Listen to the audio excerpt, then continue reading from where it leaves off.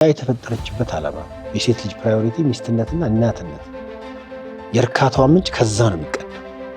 ሚስትነቷንና እናትነቷን ከጣለች አንድ ወንድ ትሆናለች ማለት ነው። እንደ ባልነቱ ከጎኗ መሆኑ መቻል አለበት። የባል ስራ ብር ማምጣት ብቻ አይደለም። ብር አምጥቶ ራሱን የሚነፍግ ባል እሱ ካልመጣ ብሩስ ምን ያደርጋል? እናትነት እኮ ትውልድ ማባዣ ቁጥር መጨመሪያ ብቻ አይደለም። የሚቀጥለውን ትውልድ ኳሊቲ መጠበቂያ። እናቱን ያላገኘ ወንድ ነው ሴት የሚደፍረው። እናቱ አቅፋ ያልያዘችው ነው ነገ ሴት ላይ ጨካኝ ነው። በብዙ መልኩ የሴቱን አለማያውቀውም ፍቅር ያላገኘ እንዴት ፍቅር ይሰጣል? የእናት እንክብካቤ ልክ አለው እንዴ? እንክብካቤው ትርፍ እንዳለው ስለሚያውቅ ሰውንም ሊንከባከብ ይችላል። የህይወቷ ፕራዮሪቲ ለሴት ቤት ነው። ቤቷን ጥላ የወጣች ሴት ውጭ ላይ የፈለገ ብትሳካ ያንን የሚያፈርስ ነገር ነው የሚጠብቃት። ስራዋ ይሁን እኔ እጅ ላይ ሆና 5 ዓመት ባለችበት ከተቀመጠች ገዳዩዋ እኔ ነኝ። ባልነቴ በትክክል ማሳየት የምችለው ሚስቴ ካለችበት ቦታ መሆን ወዳለችበት መድረስ ወዳለባት ቦታ እንድትደርስ መስራቴ ነው እንጂ ብር ማምጣት አይደለም።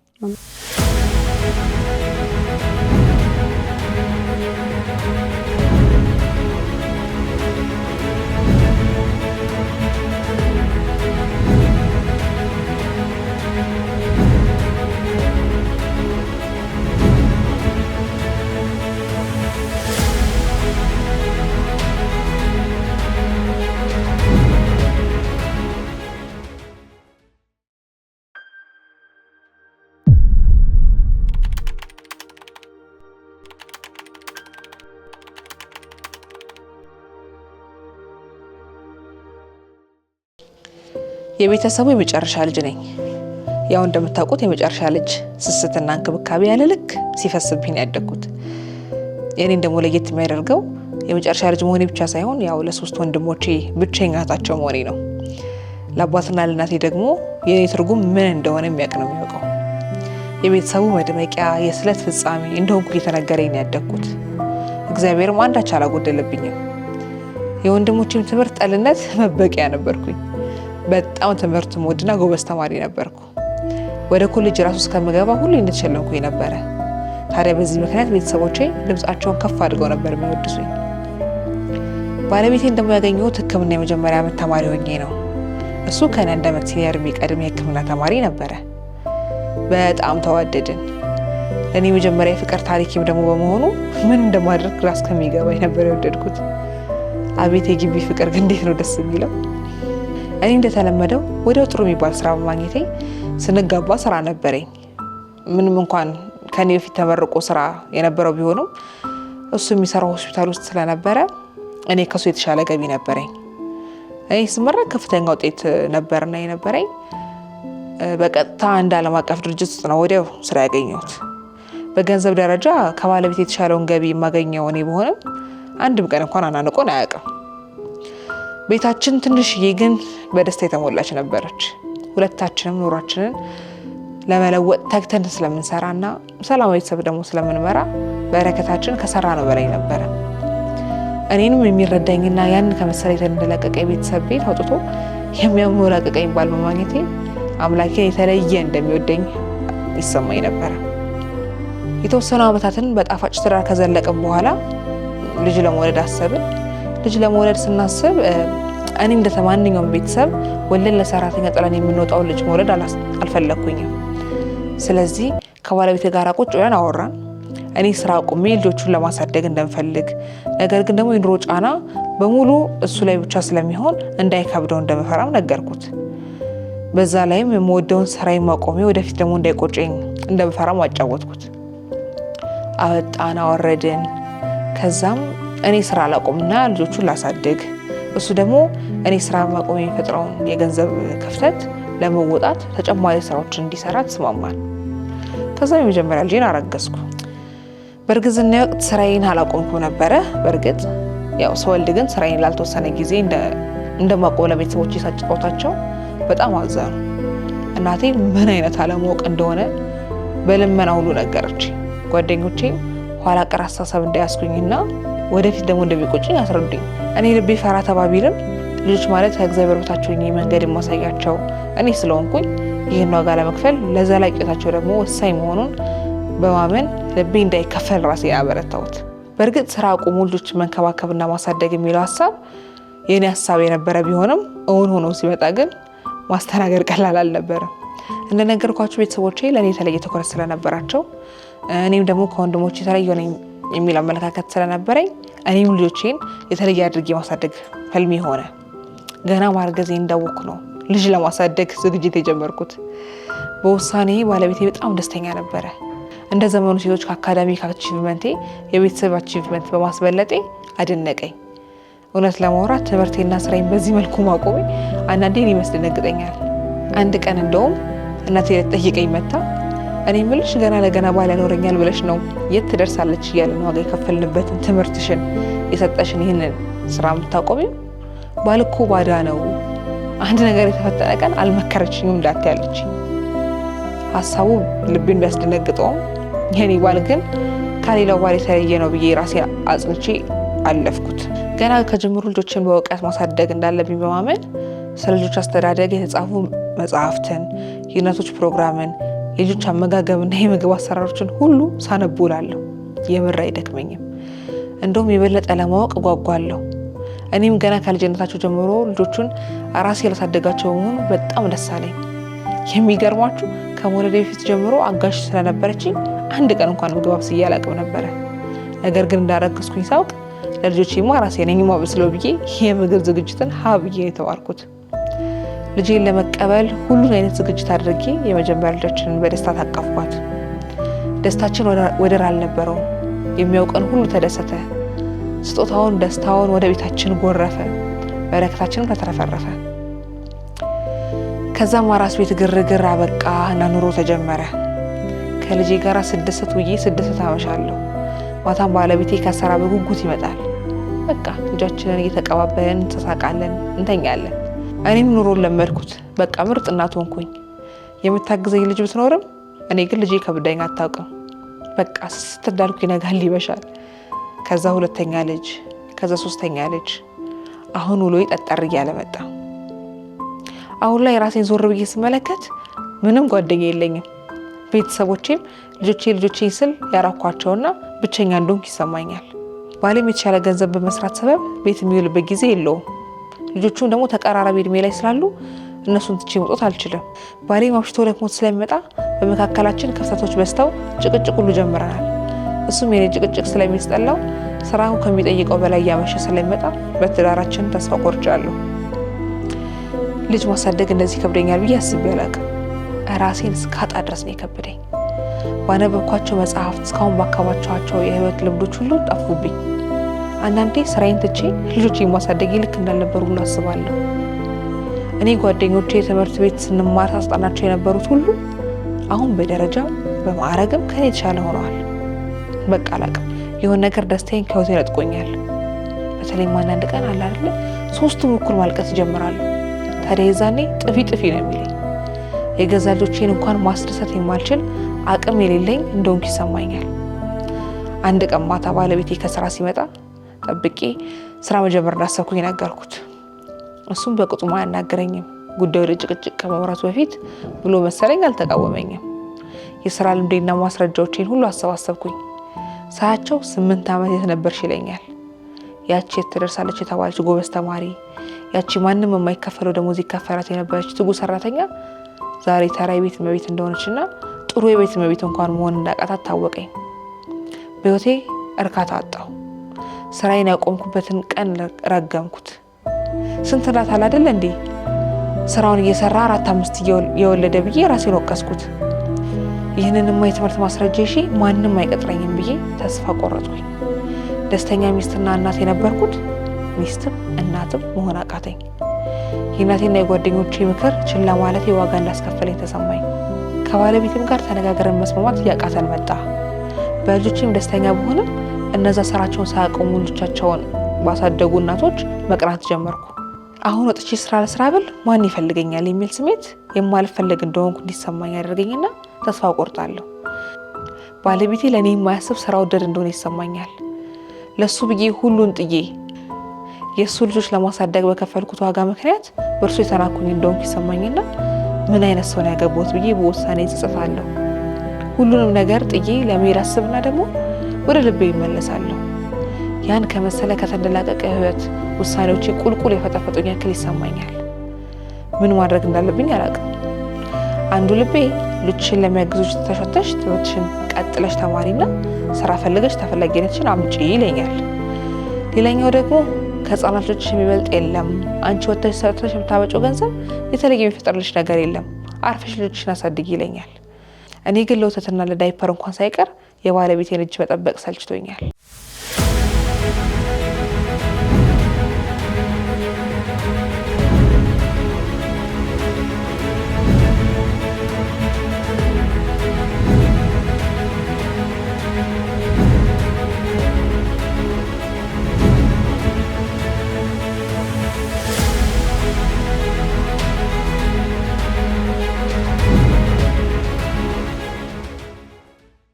ሰላም ተመልካቾቻችን፣ ይሄ ገመና የተሰኘው ፕሮግራማችን ነው። ዛሬ ያልተወራላቸው ጀግኖች በሚል ርዕስ የምንወያይ ይሆናል። ፓስተር ራስዎትን ማስታወቅ ይጀምሩ። ይመስገን ሞላ እባላለሁ። ያው ጋብቻና ቤተሰብ ላይ ነው የምሰራው። እንግዲህ ከዛ ጋር በተገናኘ እንደጋበዛችሁኝ ያስባሉ ሌላ ኢንተርቪው እንዳልሆነ። እውነት ነው። እንዳየነው በቀደም ባለው ጊዜ ታሪኩን አይተን ተመልሰናል። በዛ ታሪክ ነው የምንወያይ የሚሆነው እና እንደ ባለ ታሪካችን ታሪክ ስናይ መስዋዕትነት እስከየት ድረስ ነው ገደብስ አለው ወይ የሚለው ብናወራ። እሺ እንግዲህ በድፍኑ መስዋዕትነት ዞሮ ዞሮ ገደብ ይኖረዋል። ገደቡ ከተባለ ያው ዋጋ የሚከፈልለት ዓላማ እስኪፈጸም ድረስ የሚል ነው። እስክንደክም ድረስ ሳይሆን ዋጋ የሚከፈልበት ዓላማ አለ። ማንም ሰው መስዋዕትነት በሚከፍልበት ጊዜ ዋጋ የሚከፍለው ለዚህ ነው ካለ ለዛ ያንን ምክንያት ውጤቱን እስኪያገኘው ፍሬውን እስኪያገኘው ድረስ መሄድ አለበት። አለዛ ደከመኝ ወይ ሰለቸኝ ወይም ደግሞ አላዋጣኝም ሊል ይችላልና እንደው እንደ መለኪያ ከታየ ዋጋ ከተከፈለ አይቀር የተከፈለው ዋጋ የተከፈለው መስዋዕትነት የተፈለገውን ነገር ማስገኘት አለበት። ያ ነገር እንዲህ ሊከፈልለት ይገባል ስለተባለ ጠንከር ብሎ ፍሬው እስኪገኝ ውጤቱ እስኪገኝ ድረስ ብዬ አስባለሁ። ፍሬ ከተገኘ በኋላ መስዋዕትነቱ ይቀራል ማለት ነው። እውነት ነው። እንደ ባለታሪካችን ታሪክ ስንመለከተው አሁን እናት የሆነችው ወይም የከፈለችው መስዋዕትነት እስከየት ድረስ ነው የሚለውን ነው እንድናይ። እሺ እንግዲህ ያየናት ባለ ታሪክ ያሳለፈችው የሄደችበት መንገድ አለ። ካስተዳደጓ ጀምሮ ወደ ጋብቻ መታ ልጅ ወልዶ እነዚህ ሁሉ ታሪኮች አሉና በተለይ ስራን በመተው ልጅን ለማሳደግ የተደረገው ውሳኔ በጣም ትልቅ ውሳኔ ነው። አንዳንዴ ውሳኔ ሲወሰን ውሳኔው ሜንታል ፕሮሰስ አይደለም። አንድ ሰው ግራ ቀኙን አይቶ ኮስትና ቤኔፊቱን አይቶ ሁሉን ነገር ዙሪያ ገባውን አይቶ የሚሰጠው ውሳኔ ነው። የወሰነው ውሳኔ ግን ትክክል ቢሆንም ያ ትክክለኛ ውሳኔ የሚያመጣቸው ደግሞ ጫናዎች አሉ። ጫናዎቹ ማጡ ማለት ውሳኔው ስህተት ነው ማለት አይደለም። አንዳንዱ ትክክለኛ ውሳኔ ወሰነ፣ ትክክለኛ ውሳኔ ያመጣበትን መዘዝ ልበለው ወይም ጫና የተሳሳተ እንዲመስለው ያደርጋል። ምናልባት ባለ ታሪካችንም እንደዚህ አይነት ስሜት የተሰማት ይመስለኛል። ያንን ዋጋ ከፍላለች፣ ወስናለች። ከገባች በኋላ ግን የተወሰነው ውሳኔ ያመጣው ጫና ምናልባት እንድትጠራጠር ሁሉ አድርገዋል እና ዋጋ መክፈሉ ሙያን እንግዲህ ተምራለች፣ ስራ ገብታለች። ለልጅ ተብሎ እነዛን ነገሮች መተው ማለት ትልቅ ዋጋ የሚከፈልበት ነው። ምናልባት በዚህ ዘመን እንደዚህ አይነት ነገር ብርቅ የሚያደርገው ኖርማሉ ወንድም ሴትም ሄዶ ይሰራል፣ ከዛ ኢንዲፔንደንትሊ መኖር ነው። ወደ ጋብቻም ሲመጡ ተካፍለው ሳይሆን አዋጥተው ነው የሚኖሩት። ስለዚህ መጣ ቀረ ኖረች አልኖረች ራሴን እችላለሁ የሚለው አስተሳሰብ ስላለ ኖርማሉ እሱ ነው እና ይሄን ነገር ትቶ የልጅን የቤትን ኃላፊነት መውሰድ በጣም ብርቅ እንዲሆን ያደርገዋል እና ምናልባት ዋጋ ያው እናትነት በራሱ ኮስቲ ነው፣ በጣም ኮስቲ ነው። ብዙ ነገር በተለይ በዚህ ፍክክር በሞላበት ዓለም እናትነትን ልክ ቆሞ ሌላውን እንደማስቀደም ሊመስል ይችላል። ግን ልጅ ኮስቲ ነው ደግሞ ይገባዋል። በዛ ደረጃም አንድ ሰው ሲያገባም ሲወልድም የራሱ የመሆኑ ነገር እየጠበበና እያለቀ ነው የሚመጣው እና የሌላው ነው የሚሆነው በተለይ ሲወለድ ደግሞ እና እሷ የከፈለችው ዋጋ በልጅ ፍሬ የሚገኝ ነገር ነው። ማንም ጎሽ እሳይ በሚል ሳይሆን የልጆቿን ፍሬ በምታይበት ጊዜ ደስታ። ምናልባት የእናትነት የሚከፈለው ዋጋ የሚገርምሽ እየተከፈለ እያለ ላታስተውይ ትችያለሽ። አብዛኞቹ እናቶችን መጠየቅ ትችያለሽ። እንኳን እንደዛ ሆንኩኝ የሚሉት ፍሬው ጋር ሲደርሱ ነው። በጊዜው ይመራል፣ ደስ አይልም። የተቀደምን የተጣልን አስተዳደጋችን ትምህርታችን ከንቱ የሆነ ይመስላል። በኋላ ላይ ግን በልጅ ፍሬ ሲታይ ግን እንኳን እንደዛ አለፍኩኝ ያስብላልና የመስዋዕትነቱ ዋጋ ከዛም በላይ ሊጠይቅ ይችላል። በተለይ ጤነኛ ልጅ ሆኖ እንደዛ ሆኗል እንጂ ልዩ ትኩረት ደግሞ የሚያስፈልግ ቢሆን ሌላ መስዋዕትነትም እንደገና ይጠይቃል ማለት ነው። በጣም እንደዚህ አይነት መስዋዕትነት ሴቶች የሚከፍሉት መስዋዕትነት ትዳር ማጽናት ይችላል ወይስ ትክክለኛ ነው ብለን ልንገልጸው እንችላለን? እንዴት ነው የምናየው? ለምሳሌ እናት የምትከፍለው መስዋዕትነት ከትዳር አንጻር እንዴት ነው የምናየው? ምን መሰለሽ አንድ ወንድና አንድ ሴት የመጀመሪያ ደረጃ ራሳቸውን ገንብተው ለጋብቻ መብቃትም አለባቸው። ለአግባ ሲሉ ጋብቻውን የሚይዙበት አገቡም ማለት መውለድ ቻሉ ማለት አይደለም። ባዮሎጂካሊ ሊችሉ ይችላሉ። ሊወልዱም ሲያስቡ ለሚቀጥለው ሁሉ ዛሬ ዝግጅት ቀን ነው። ያንን በተመለከተ የሚደረግ ነገር ነው። ከዛ በተረፈ በመስዋዕትነት ብቻ አይደለም። የባልና የሚስት ስፍራዎች አሉ። ጋብቻ የኃላፊነት መድረክ መዝናኛም አይደለም፣ መደሰቻም አይደለም። ለዛ ኃላፊነት ራሳቸው ማብቃት አለባቸው። እና እኔ አሁን ለልጆቼ አባት ነኝ። የሚገርምሽ ከኬጂ ጀምሬ የማመላለስ እኔ ነኝ። 3 ወር ልጆች ሁለቱ ልጆች ዩኒቨርሲቲ ተማሪዎች ናቸው እና 3 ወር ያመላለስኩ አይመስለኝም። በጣም ደስ የሚለኝ ለቢዚነት ምክንያት መስጠት እችላለሁ፣ ግን የሚጠበቅብኝ ነው ያደረኩት። የሚስቴም የልጆችን ማድናቆት አልፈልገው። በዛው ልክ ደግሞ ሚስቴም በተለይ ልጆች በሚወለዱበት ጊዜ ስራ ትታ ልጆቹ ጋር ነች። ያ የተፈጠረችበት ዓላማ ነው። የሴት ልጅ ፕራዮሪቲ ሚስትነትና እናትነት። የእርካታዋ ምንጭ ከዛ ነው የሚቀዳው። ሚስትነቷንና እናትነቷን ከጣለች አንድ ወንድ ትሆናለች ማለት ነው። ከራሷ ጋር ግጭት አለው እና ተፈጥሯዊ በሆነ መንገድም ያን መለማመድ አይችሉም። እና ጋብቻም ሲገባ ቤተሰብም ሲገባ ኃላፊነት ነው። ሰው በጋብቻ መካከል እኮ ራሱ ያለው እርካታና ደስታ ይሄ የሚጠበቅብሽ ነገር ሰርተሽ ስታገኙ ነው። ዝም ብሎ በመዝናናት መንፈስ ሳይሆን በፍሬ መንፈስ ሰርተሽ አንድ ነገር በማግኘት የሚገኝ ደስታ ነው። እና እንደዛ ስታዩ በቃ ስለሚገባቸው ለአግባ ስል ያ መንገድ አውቀዋለሁ። በቃ የረጅም መንገድ ሹፌር ልሁን ስል በረሃ እንዳለ ግልጽ ነው። ዝም ብዬ ጥላጥላውን እንደማልሄድ አውቃለሁ ማለት ነው። ወደ ጋብቻም ሲመጣ ልጅም ሲወለድ እነዚህ ነገሮች ስላሉ መስዋዕትነት ከሚጠበቅባቸው ከሆኑት በላይ ነገሮች ሲጠይቃቸው ራስን በመካድ የሚደረጉ ነገሮች ናቸው መስዋዕትነት ሊባሉ የሚችሉት። እነዚህ ግን ኖርማል የእናትነትና የአባትነት ኃላፊነቶች ግን ዛሬ ሰው ትቶትም ስለሚታይ ለሚያደርገው ብርቅ ይሆናልና ለጋብቻ ለማጽናት ሁለቱም ስፍራቸው ላይ መቀመጣቸው ነው። ጋብቻውም ይጸናል፣ እንደገና ደግሞ የጸና የልጆችም ህይወትን ያገኛልና በወንድነት፣ በባልነት፣ በአባትነት፣ በሴትነት፣ በሚስትነት፣ በእናትነት ስፍራ አለን ከተፈጥሯችን ጋር የሚገናኝ። እሱ ጋር ስንቀመጥ ነው ጋብቻውንም ማጽናት የምንችለው ማለት ነው። እውነት ነው። እንደ ራስ ታሪክ በጣም ምሳሌ ስለሚሆነን ከራስ ተነስተ መናገር በጣም ጥሩ ሆኖ ሳለ ግን እንደ ባለ ታሪካችን ደግሞ ጥያቄ ፈጥሮባታል ይሄ ነገር። ጥያቄው ደግሞ የሚካድ አይደለም። እቺ ልጅ 8 ዓመት ሙሉ ነው ልጆችን ለማሳደግ የተቀመጠችው። ከባሏ አንጻርስ ምን ስፍራውን አለማወቅ ነው ያ ስሜት እንዲሰማት ያደረገው ወይስ የእሷ ስፍራን አለማወቅ ነው የሚለውን በስፋት ብናያስ? እንግዲህ ሁለቱም ስፍራቸውን ሲያውቁ ስፍራችን ምን ማድረጊያ ነው? የባል ስፍራ ያ ስፍራ ሁሉ ነገር ለሚስቱ ማድረግ የሚያደርግበት ስፍራ ነው። የሚስትም እንደዛው ለልጅ ለባል የሚደረግበት ነው። አሁን በእንደዚህ አይነት ህይወት ውስጥ ስትሆን ከመውለዷ በፊት ያስበችው ሀሳብ ነው። ቫሊዩ እንዳለው ገብቷታል። ገና ከእርግዝና ጀምሮ ነው የተወችው ስራዋን። ባሏም ተስማምቶበታል።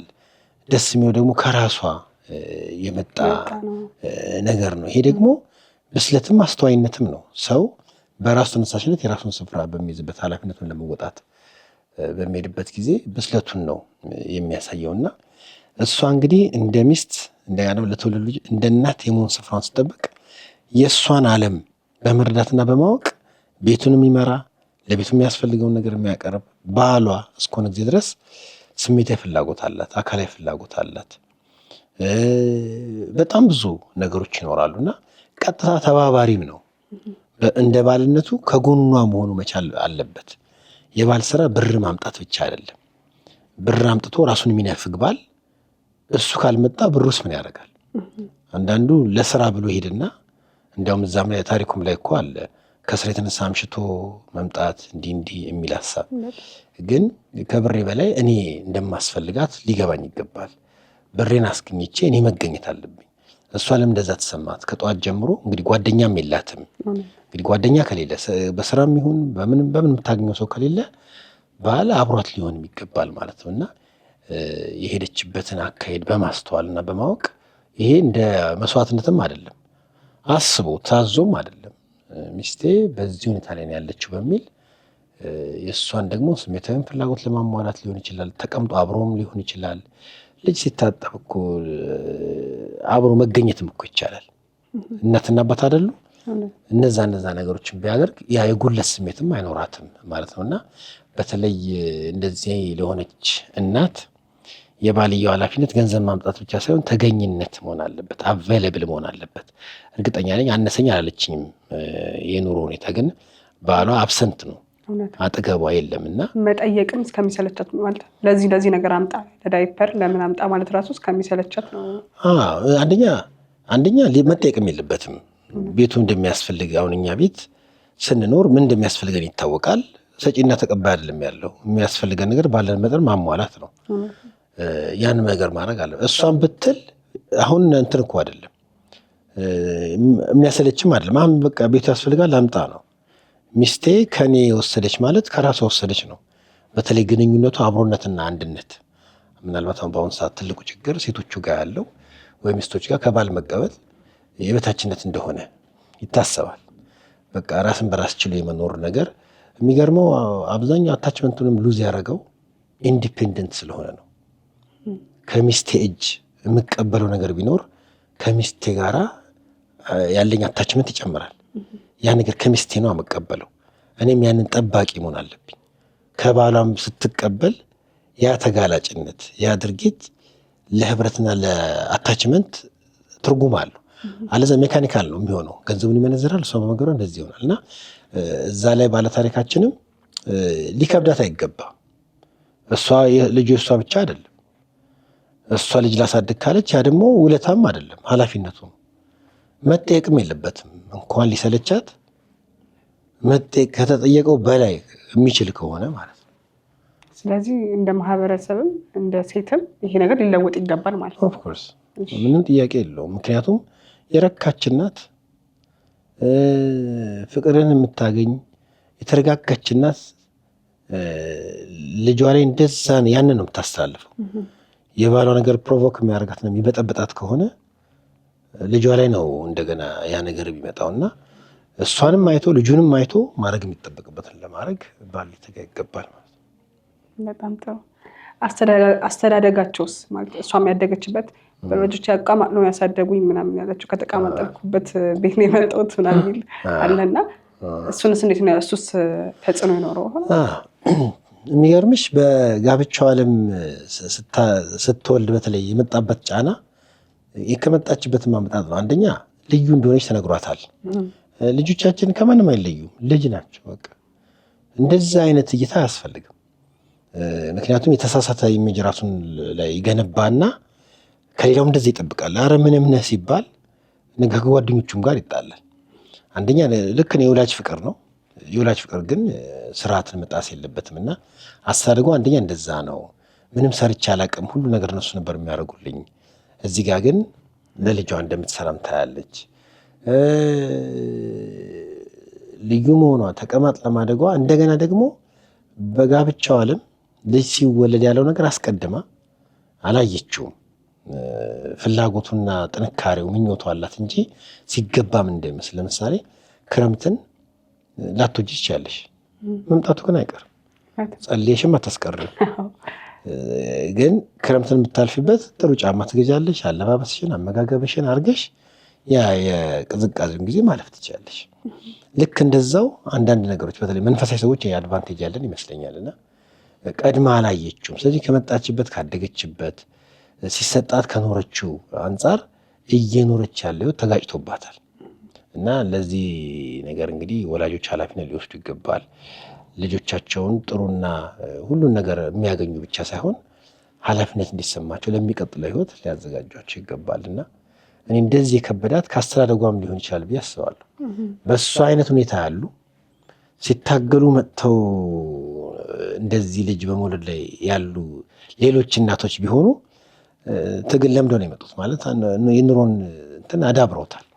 ስለዚህ ይህን ያህልም ግራ ላይ ገባቸው ይችላል። ስለዚህ ምናልባት ልዩ መባሏ ተቀማጥሎ ማደጉ ስትቀበል ብቻ መምጣቷ እንዳትሰለጥን ለጋብቻ እንዳትበቃ ያደረጋትም ነገር ሊኖር ይችላል አለው።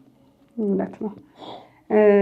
ስራ እየሰሩ ልጆቻቸው የሚያሳድጉ እናቶችና ቤት ውስጥ ደግሞ ቁጭ ብለው እንደ ባለ ታሪካችን ልጆቻቸው የሚያሳድጉ ልጆች መካከል ልዩነት አለ ብለህ ታስባለህ?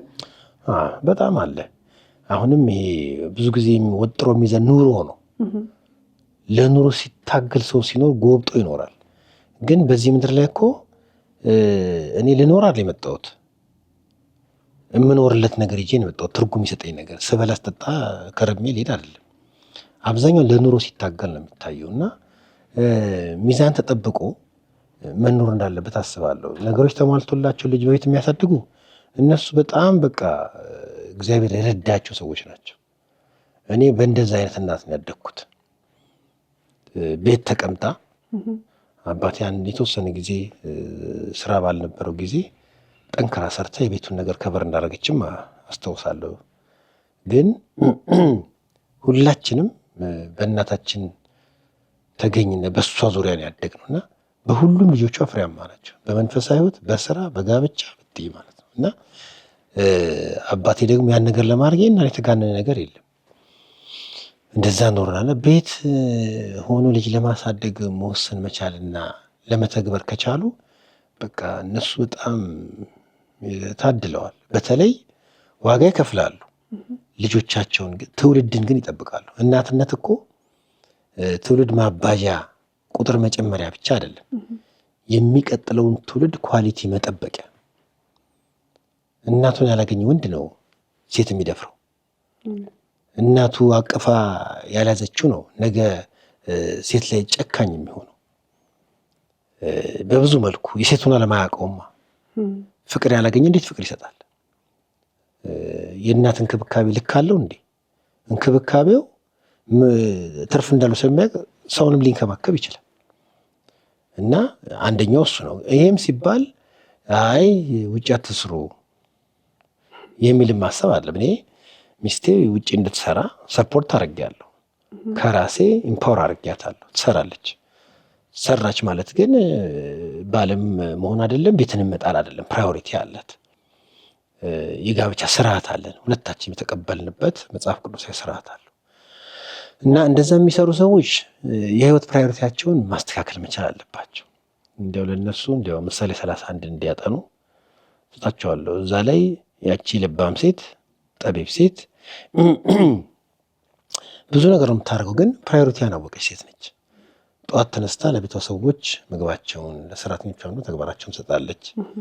መብራቷ በሌሊት አይጠፋም ምናምን ይላልና ጠዋት ተነስታ የህይወቷ ፕራዮሪቲ ለሴት ቤት ነው። ቤቷን ጥላ የወጣች ሴት ውጭ ላይ የፈለገ ብትሳካ ያንን የሚያፈርስ ነገር እዚህ የሚጠብቃት በልጅም አታገኘውም፣ በምንም አታገኘውም። እና ጠዋት ተነስታ ታገኘች ሴት ያት ቤቷን እንደዛ ካረገች በኋላ ለሰራተኞቹም ተግባር ከሰጠች በኋላ ወታርሻን ትገዛታለች። ኤንጂኦ አላት፣ ቢዝነስ አላት፣ የሌላት ነገር የለም። የእሷ ልዩ ሚስጥር የህይወት ቅደም ተከተልን ታውቃለች። እግዚአብሔር አመስግኗታል። እግዚአብሔር የምትፈራ ሴት እሷ ትመሰገናለች። ባሏ አመስግኗታል። መልካም ሚስት ነበረች፣ ቅሬታ የለውም። ልጆቿ አመስግኗታል። በእናትነቷ ጋፕ አልነበረም። ስራዋ ያመሰግናታል። ዝም ብዬ ልውጣ ምናምን ብላ በፉክክር መንፈስ አይደለም፣ ፍሬያማ ነች በስራዋ። እና ስራም ላይ ያሉ እናቶች እንደየልጆቹ እድሜ እና ማስተያዎች አሉ ፕራዮሪቲ ቢጠብቁ በጣም ጥሩ ነው። ልጅ ከተወለደ በሕፃንነቱ ጊዜ ሴፈስት ኢንቫይሮንመንት እናቱ ያለችበት ነው። ያን ለማድረግ ስራው ለምን ጥንቅር አይልም? በእኔ ሁኔታ አሁን እሱ ነው። እኔም ስራ አለኝ፣ ሚስቴም ስራ አላት። ከገንዘብ ትርፍ በላይ የልጅ ትርፍ አለው።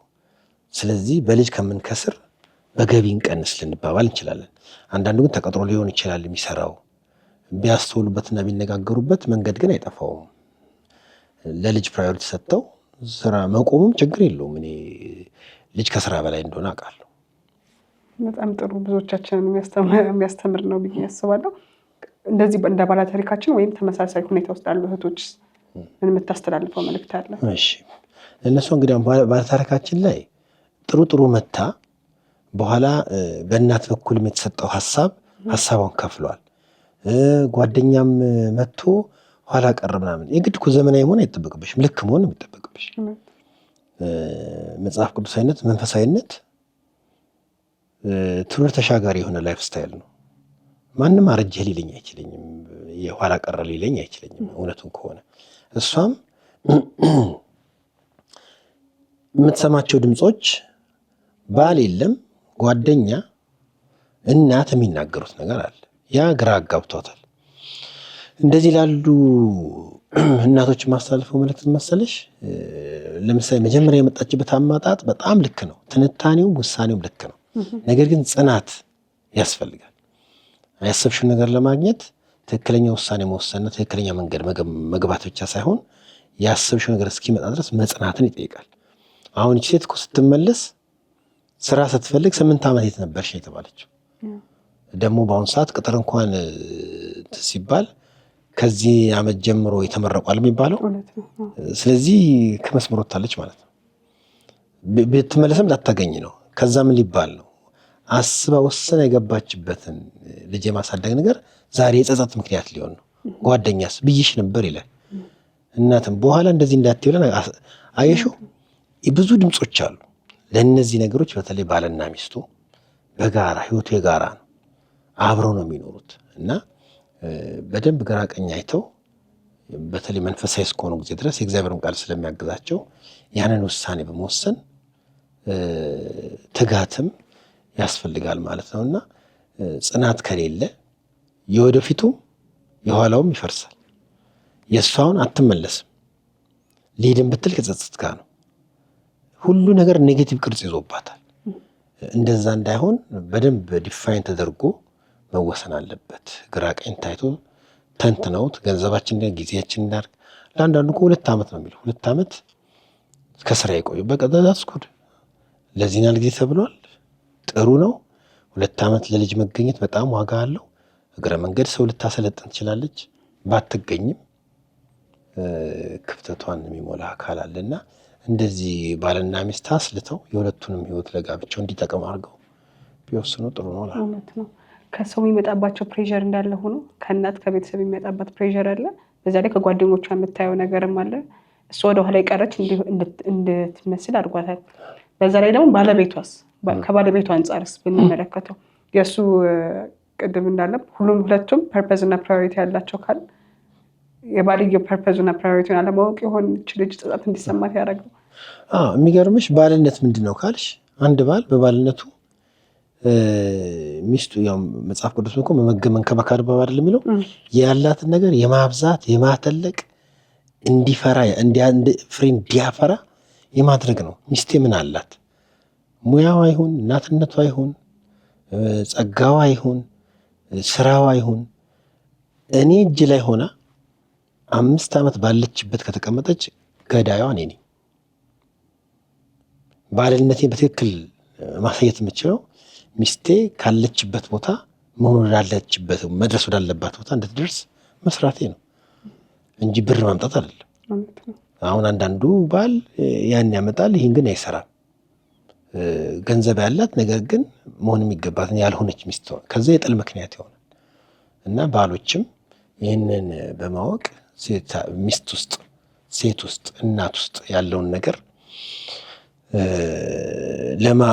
እንዲወጣ እንዲያድግ ስራ መሰራት አለበት ማለት ነው። ሴትን የፈጠረ እግዚአብሔር ስለሆነ እንዴት መያዝ እንዳለብን ነግሮናል።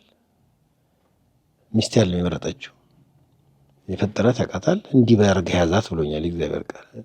እንዴት ሊያዝሽ ብዬ መጠየቅም አያስፈልገኝም። የበሰልኩ ሰው ከሆንኩኝ የሰራት ያውቃታል፣ ምን እንደምትፈልግ ያውቃታል፣ በሴትነቷም፣ በሚስትነቷም፣ በእናትነቷም። ለዛ ደግሞ ምን እንዳደርግ ደግሞ አዞኛል። ጤናማ ባል እንደዛ ነው የሚኖረው። በጣም ጥሩ። ቅድም እንዳነሳኸው ሴት ልጅ ከባሏ መቀበል መብቷ ነው ወይም ባል ደግሞ ያን ማድረግ ግዴታው ነው ብለኸኝ ነበርና ግን በዚህ ዘመን ላለን ሴቶች ከባል መቀበል ችግር እየሆነብን ነው የመጣውና እንዴት ብለን ነው የምናስታርቀው? ወይም ኢንዲፔንደንት ወመን መሆን አለብን ወይም ወንድ ላይ አትደገፉ ምናምን ከእናቶቻችን እንኳን የሚነገራል። አይ የራሽ ገቢ ኖርሽ እንጂ ሁሉን ነገር ከባልሽ እየተቀበልሽ ነው። እሷም መጨረሻ ላይ ያለችው ከዚህ መቀበል አልፈልግም ነው። ያኛው እንዴት ማየት እንችላለን? እንግዲህ እናቶቻችን ምናልባት እናቶቻችን ማለት እናቶች ለሴት ልጆቻቸው የሚሰጡት ምክር አለ። ከባላቸው የጎደለባቸው ነገር ማለት ነው። ባላቸው ስላጎደለባቸው በይ የአባትሽ እንዴት እንዳደረገኝ ታውቂያለሽ፣ ነገ ስፍራሽን የማይነጥቅ ሰው እንድትሆኚ እንዲሆነሽ አግቢ ምናምን ብለው ሴት ልጆቻቸውን ይመክራሉ። ባልሽ የማይነጥቅሽ ከባልሽ እጅ እንደዚህ ምናምን ብለው። የሚገርመው ሴቶቹም ደግሞ እናታቸውን ስለሚያምነው ስለሚወዱ እድሜ ልካቸው ይዳክሩና ከባል ጥገኛ እንዳለውን ብለው ይይዛሉ። ገንዘብ ለመያዝ፣ ቤት ለመስራት፣ መኪና ለመግዛት ሲሉ 50 ይመጣል እድሜያቸውን ጨርሰውታል። ያን ጊዜ እናትየው ያጣችውን አግኝተው እናትየው ያገኘችውን ግን ያጣሉ፣ ጋብቻውን ማለት ነው። እና ልክ አይደለም። ለዚህ ነገር መፍትሄው አባቷን ማስተካከል ነው እንጂ ልጇን ማበላሸት አለም የነበረባት ሚስት። አለዛ የራሷን የበቀል እርምጃ ልጅ ላይ ነው የወሰደችው። ዘመናዊ አስተሳሰብም ደግሞ አሁን ይሄ ኢንዲፔንደንት ፐርሰናል ኦነርሺፕ ምናምን የሚባሉ ኢንዲቪጁዋሊዝም የሚባሉ በጣም መጥፎ የሆኑ አስተሳሰቦች አሉ። ኢንዲፔንደንት መሆን ብስለት አይደለም። አንድ ባልም ያለ ሚስቱ አንድ ሚስትም ያለ ባሌ የምትል ከሆነ እንዲያውም እኮ ይላሉ ከባልሽ ምንም የማትጠብቂ ሆነሽ አግቢ ይላሉ። ምንም ካልጠበቀች ለምን ታገባኛለች? ምን ታደርግልኛለች? ከኔማ የምጠብቀው ነገር ሊኖራት ይገባል። እኔም ከሷ የምጠብቀው ነገር ሊኖር ይገባል። ሁለት ኢንዲፔንደንት የሆኑ ሰዎች ናቸው ዛሬ አታችመንት የላቸው፣ ህብረት የላቸው፣ ቅርበት የላቸው እና ትክክለኛ አስተሳሰብ አለው። አፈጣጠራችንም ሴት ከወንድ ናት። ስለዚህ ከተገኘችበት ጋር ጥገኛ ነች። በዛው ልክ ደግሞ ወንድ የተገኘው በማን በኩል ነው? ወንድም በሴት ነው ይላል መጽሐፍ ቅዱስ። እኔ ወደዚህ ምድር የመጣሁት በእናቴ በኩል፣ እናቴ ባትኖር እኔ አልመጣም ነበር፣ አዳም ባይኖር ሔዋን አትመጣም ነበር። እና አንደኛው በሌላኛው ላይ ጥገኛ ሆነው እንዲኖሩ ነው ትክክለኛው ማሰብ። ለምንድን ነው የነገ ህይወቴ እኔ ከሚስቴ እድሜ ልኬን እየተቀበልኩኝ መኖር ባሰብኩ ጤናማ እኮ አልተዋትም። ብተዋት የሚተወኝ ብዙ ነገር አለ፣ እኔም ጋር አለ። ግን ምንድነው እግዚአብሔር የሰጣትን እሷን አስታጥቆ የላካትን ነገር ለመቀበል ማሰብ አለብኝ። ዓለም ግን በአሁኑ ሰዓት ከገንዘብ አኳያ ኢንዲፔንደንት ትላለች። አብዛኞቹ በስትረስና ባልተረጋጋ ህይወት የሚኖሩት ኢንዲፔንደንት ነኝ የምትል ሚስትና ሴት ናት። ሴት ሁሌ ራስ ያስፈልጋታል፣ ጠባቂ መሪ ያስፈልጋታል። ባይኔቸርም የባሏን አመራር የማጽናት እንዲሁም ከባሏ የመቀበል የተቀበለችው ነገር የማብዛት ነው ተፈጥሯ። አልቀበልም የምትል ሴት ከሴትነቷ ጋር ነው ትጣለው። ለምሳሌ መቀበል ብቻ እኮ አይደለም፣ በኃላፊነት መንፈስ ማብዛት። ለምሳሌ ስለ ልጅ ቅድም ስለ እናት አንስተናልም። ልጅ እንድትጸንስ እኮ ዘር ከባሏ ነው የወሰደችው አይደል? የተቀበለችውን ነገር ግን በኃላፊነት መንፈስ ወስዳ አተልቃ ሰው አድርጋ ነው የምትሰጠው። ይሄ ማህፀን የሚለው ቃል የሂብሪው ቀጥታ ተመጣጣኝ ነገር ስታየው ፌስፉልነስ የሚለውን ዴፊኒሽን ነው የሚያሳየው። ማህፀን ማለት ራሱ የታማኝነት ሲምቦል ነው፣ ምልክት ነው። በምን ነው ከተባለ የተቀበለችውን ነገር በታማኝነት በኃላፊነት መንፈስ ይዛ ቅርጹን ቀይራ አሳድጋ ሰው አድርጋ ነው መቀበሏ ነው። ባትቀበልስ? ወደ ገንዘብም ካመጣሽው ለባልየውም ብትይ እኔ ለሚስቴ ምሪትን፣ ጥንካሬን፣ ገንዘብ ስሰጥ ሚስቴ ስትቀበል ልቤ በቋሚነት ከእሷ ጋር እንደሆነ ማሳያው እሱ ነው። አሁን ግን ያለ መቀበል፣ ይሄ መቀበል የበታችነት ተደርጎ ስለሚታሰብ ስጦታ እንኳን ቢሰጣት አሁን ገዛ ማለት ነው፣ አሁን ዕቃ ነው ራሴ እገዛለሁ ሲባል እንትን ነው ግንኙነቱን ያበላሸዋል። እና በተለይ ኢንዲፔንደንት መሆን ያለሌላኛው ሰው በራሴ መቆም አባዜ ብዙ ነገር መንፈሳዊ ትስስር እንዳይኖረን፣ ስሜታዊ ትስስር፣ አካላዊ ቅርበት እንዳይኖረን፣ በህይወት ፕሮግራም አብረን እንዳንሮጥ ያደርገናል። እና ከሌላኛው ምንም የማይፈልግ አይነት ስሜት ሲሰማን የውድቀት መጀመሪያው ነው። ነገር ግን ሁሌ የምንፈልገው ነገር አለ፣ ሁሌ የሚፈልግብኝ ነገር አለ ካለን ግን ለግንኙነታችንም በህይወትም አብሮ ለመድረስ በጣም ይጠቅመናል። በጣም ጥሩ። እሺ፣ በመጨረሻ ለተመልካቾች የምታስተላልፈው መልዕክት ካለ? እሺ፣ በመጨረሻ እንግዲህ እንደ የባለ ታሪካችንን ዝርዝር የህይወት ሁኔታ፣ የግንኙነት፣ የኃላፊነት ነገሮችን ተመልክተናል እና ከእሷ ህይወት መልካም የሆኑ ውሳኔዎችን ይዘን ከጽናት አቅጣጫ ደግሞ ውሳኔዎቻችን ለመተግበር መጽናት እንዳለብን ብናይ፣ እንዲሁም ደግሞ የማናውቀው የነገ ህይወት አለ። ያላገባ ሲያገባ፣ ያገባ ሲወልድ፣ የወለደ ሲደግም፣ የወለደ ሲያሳድግ፣ ሲያስተምር ብዙ ሂደቶች አሉና በእነዛ ሁሉ ሂደቶች ውስጥ ሁሉን ላናቅ እንችላለን። ስንደርስበት ነው የምናውቀው። እና ስንደርስ በጋብቻና ቤተሰብ ውስጥ ለምናገኛቸው ነገሮች ሁሉ ቆም ተብሎ ራስን አጀስት ማድረግ፣ ከለውጡ ጋር ካለው ነገር ጋር ራስ ለማስተካከል ሁልጊዜ መትጋት ያስፈልጋልና እንደየህይወታችን ምዕራፍና ለውጥ ራሳችንን ከሁኔታው ከእድገታችን ጋር እያጣጣሙ ለመሄድ መትጋት አለብን እላለሁ። በጣም አመሰግናለሁ። ጥሪያችንና ክብረ እስከዚህ ስቱዲዮ ድረስ ተገኝተን ስላካፈልከን። ተመልካቾቻችን እጅግ እንደተማራችሁበት ተስፋ አደርጋለሁ። ዛሬ የነበረን ቆይታ ይህን ይመስል ነበረ። በብዙ እንደተማራችሁበት ተስፋ አደርጋለሁ። በፓስተር ይመስገን ሙላ የተጻፈ ለጋብቻችሁ የሚል መጽሐፍ አለ። እሱንም እንድታነቡ እየጋበዝኩ ህይወት በቤት የሚል ደግሞ የዩቲዩብ ቻናል እና የቴሌግራም ቻናል አላቸው። እሱን እንድትመለከቱ ጋብዛለሁ። በእንደዚህ አይነት ታሪክና በተመሳሳይ ሁኔታዎች ለምትገኙ ከታች ባለው አድራሻችን ብጽፉልን አማካሪዎች ስላሉ የምናማክራቸው ይሆናል። እስከ ቀጣይ መልካም ሳምንት።